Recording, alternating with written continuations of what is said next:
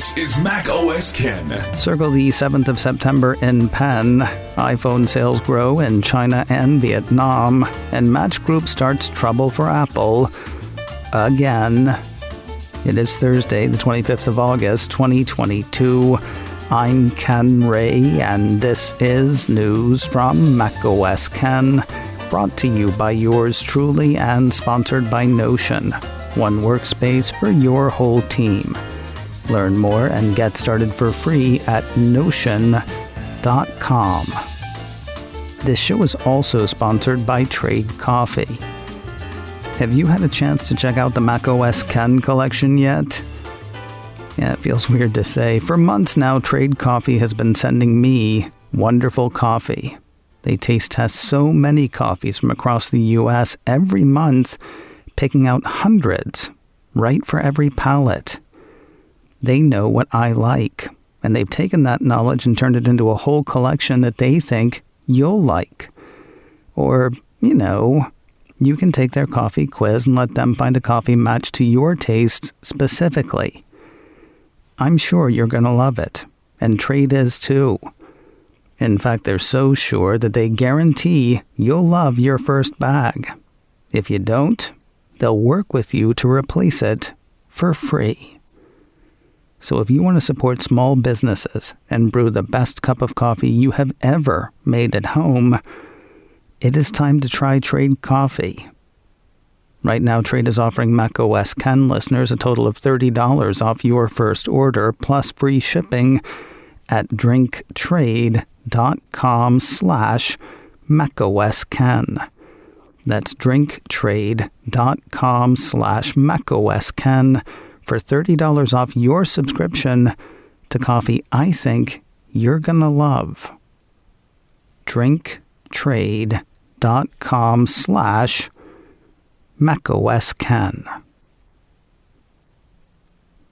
What a surprise Wednesday morning to learn that Apple had sent out media announcements for an event 2 weeks hence. How much forward planning do people have to watch a video? Yeah, funny story, it's not a video this time. Well, not just a video. As had been rumored, Apple is holding its next product event on Wednesday, the 7th of September, and at least some of it will be live. Or at least some of it will be spent watching with people. Physically. At Apple Park. TechCrunch ran a piece Wednesday morning saying that the event will once again grace Apple Park's Steve Jobs Theater. So they're just throwing caution to the wind, are they? And not completely. Jason Snell at 6 Colors got one of the coveted golden tickets. He says it appears that just as with WWDC, a negative COVID test before the event will be required. But unlike WWDC, it seems that masks are optional at this event. Snell guesses that most of the event will be pre-recorded, not that the trip will be a waste. Members of the media will likely be invited to a hands-on demo area after, is his thinking. Now, there's little in the way of hints in the invitation. With the tagline, "Far Out," the art is out there. Reminiscent of recent images from the James Webb Space Telescope, Apple's image looks less like a star field than a field of galaxies. Of course, those galaxies form the outline of the Apple logo. The TechCrunch piece I mentioned earlier pokes fun at the hint-finding habit. A galaxy of products, they wonder. Space-themed AR. The long-awaited debut of the Apple Galaxy S23 Plus. Yeah, AR anything feels like an outside chance, except for the invitation's usual augmented reality extra, which we'll get to in a bit. As for what is very much expected, a piece from the Mac Observer runs through a few probabilities. The dead certs, as our British friends might say, include iPhone 14 and Apple Watch Series 8. Digging deeper on the phone, 4 models are taken as read: iPhone 14, iPhone 14 Max, iPhone 14 Pro, and iPhone 14 Pro Max. Most expect a teeny tiny hole where iPhone Mini used to be. We'll see. On the watch, in addition to the run-of-the-mill chronometer, there has been talk of an Apple Watch Pro. maybe a bigger display, maybe a bit more rough and tumble. We just don't know yet. There has been talk of Apple reintroducing a bigger HomePod. I've neither seen nor heard anyone mention that around the Far Out event, but it is early, the talk is out there, and there is time. Of course, TMO does expect release dates and maybe more of a demo for iOS 16, watchOS 9, and tvOS 16 at the event. If things go as they have in the past, Apple will tease those that Wednesday, with releases sometime between Monday the 12th of September and Wednesday the 14th. Of course, there is also the car and AR. I'm kidding. Probably. Definitely kidding about the car. Sadly, probably kidding about AR. Apple did do their now usual AR doodad, though. If you go to Apple's events page on your iPhone or iPad at apple.com/events, then you tap the galactic Apple logo, you'll end up with a sort of hole in the fabric of space with stars and a star-defined Apple logo floating in front of whatever you're standing in front of. You will have to have the camera uncovered, of course. Otherwise, no technology practically indistinguishable from magic.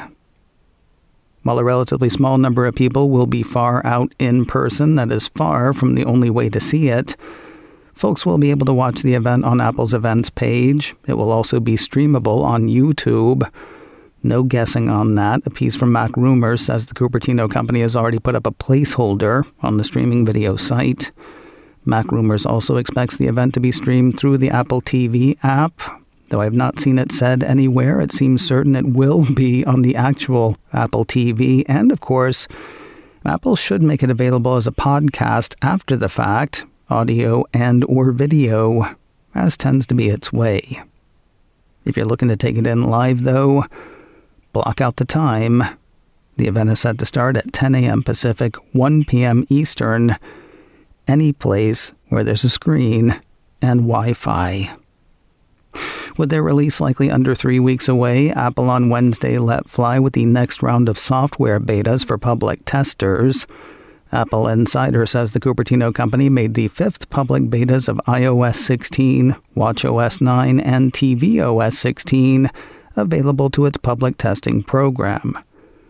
Interestingly, those people also got their first look at iPadOS 16.1, which I would imagine looks exactly like the 4th beta of iPadOS 16. No doubt you remember Apple deep sixing the public release of iPadOS 16. The company issued a statement Tuesday saying in part, as its own platform with features specifically designed for the iPad, we have the flexibility to deliver iPadOS on its own schedule. This fall, iPadOS will ship after iOS as version 16.1 in a free software update. Not long now, my little Smurfs. iPadOS not included. If you're in the public testing program, you know what to do. If you're not and you just can't wait 3 weeks, the cutting edge awaits at beta.apple.com. There's another weird note on Apple and Samsung in the smartphone space. Counterpoint Research came out with some numbers Wednesday that kind of hurt my head. That's partly because of the way they divide things up, and partly because math. As we've heard before, smartphone sales in China were down in the second quarter of 2022 versus the same quarter a year earlier. Sales of premium phones were also down, though not as much. The top end was down 10% versus the overall smartphone market's decline of 14%. That disparity actually allowed the premium segment to grow in terms of market share, even though sales were lower. For the second quarter, premium phones accounted for 33% of the market versus 31% for the same quarter a year earlier. But there's premium, then there's premium. Then there's another one. And a half.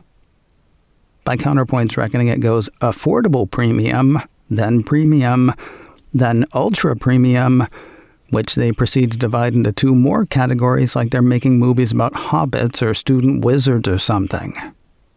While premium phone sales were down, that is only true of the biggest segment, affordable premium. That's defined by Counterpoint as phones ranging from $400 to $599. And you begin to see how Apple was able to grow sales in China in a big way in the premium space, even while the premium space shrank. Counterpoint research analyst Meng Zhang is quoted in the release saying, Apple did well in the $1,000 and above segment, recording 147% year-on-year increase, while Samsung also grew 133% year-on-year. Both these brands benefited from Huawei's decline and the shift in purchase trends toward premium phones in China. Oh yeah, Samsung. Taking a look at the top premium smartphone vendors in China, Samsung is not there. Why do we keep talking about them? Running down the top 6 premium smartphone sellers for China for the second quarter, Apple was way ahead tops with a 46% share, up from 43% from the same quarter a year earlier. Vivo was second with 13%, up from last year's 6%. Huawei was third with 11%, down from last year's 19%. Honor was fourth with a 9% share, up from the prior year's 6%. Xiaomi was fifth with 8%, down from last year's 9%. And Oppo was sixth with 8%, down from last year's 13%. That leaves Samsung lumped into the others category, the whole of which made up 4% of Q2 premium phone sales.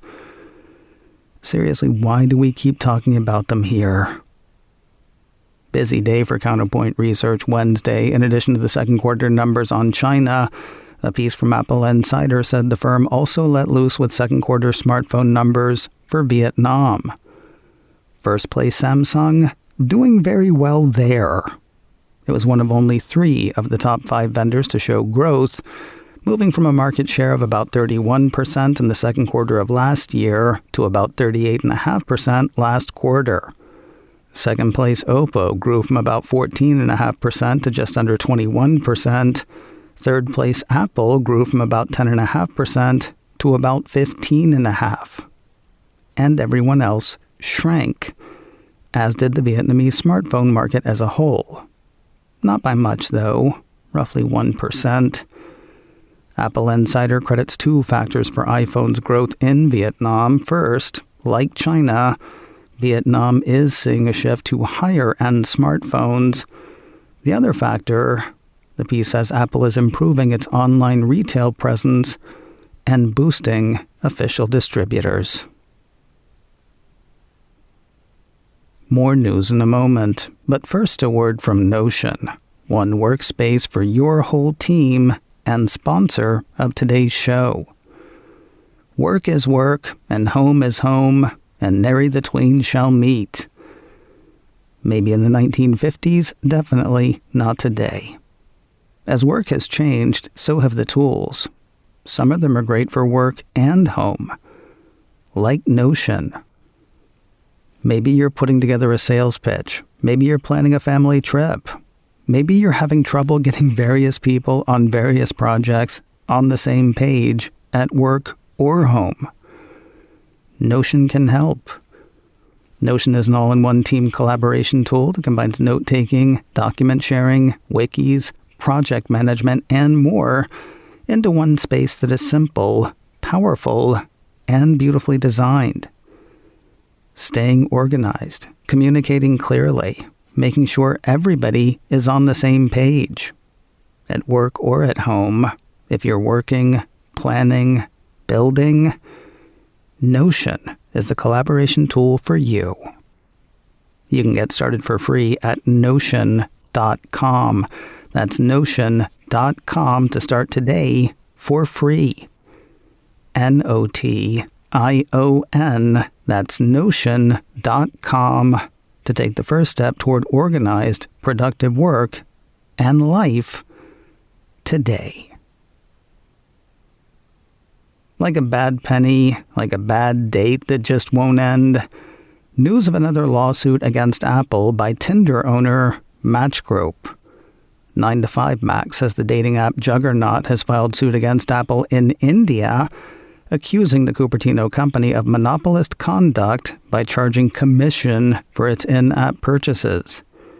Citing a Reuters report, the piece has Match Group arguing that Apple's conduct restricts innovation and development of app developers that offer digital services by enforcing the use of its proprietary in-app purchase system and excessive 30% commission.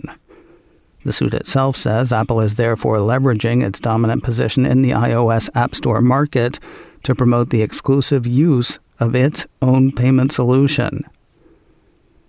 And that story just makes me want to swipe. I don't know, is it left? It's left, right? I don't know. Which one makes it go away? Yeah, that's the one I'm looking for. And finally today, the PR machine for the Apple TV Plus animated musical series Central Park is gearing up. The show kicks off its third season in a little over 2 weeks, and Apple Insider says that season has a new trailer. According to the piece, Season 3 picks up with the rich hotel mogul Bitsy Brandenham continuing her schemes to buy Central Park and turn it into a sea of skyscrapers.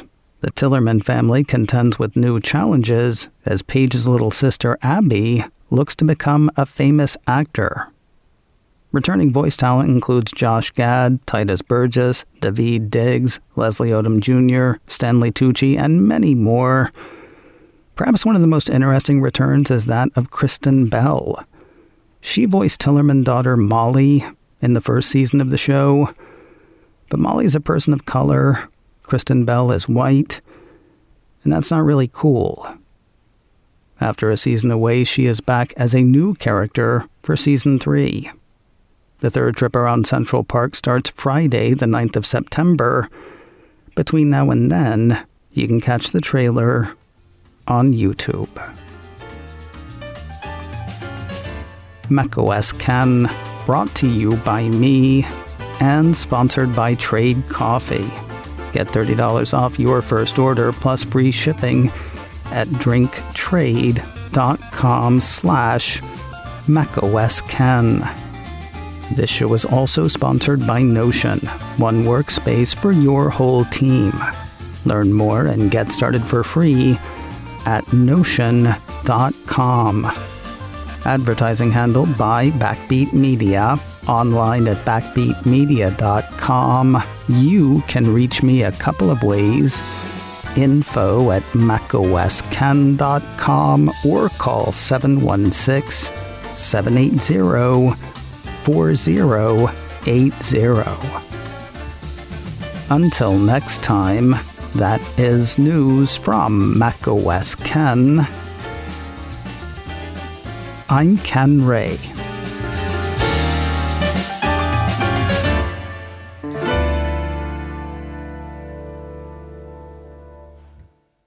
Ciao.